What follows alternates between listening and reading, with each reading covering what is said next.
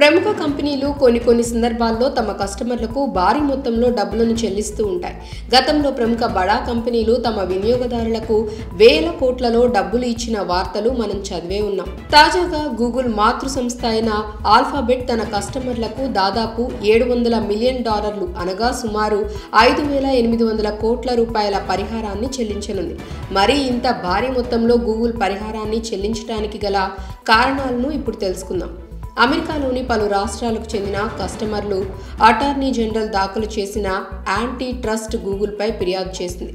దీంతో పాటుగా ప్లే స్టోర్లో కొన్ని మార్పులు చేయాలని నిర్ణయించింది.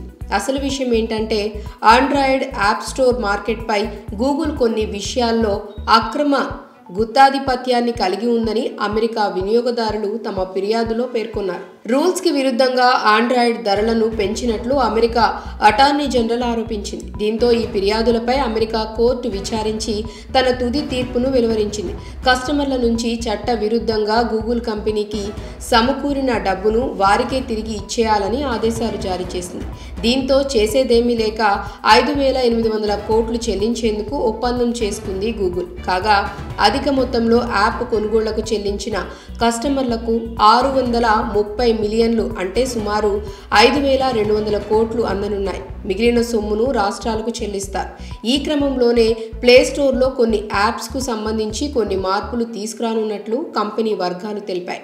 మరి ఇంత భారీ మొత్తంలో గూగుల్ పరిహారాన్ని చెల్లించడంపై మీ అభిప్రాయాలను కామెంట్స్ రూపంలో తెలియజేయండి.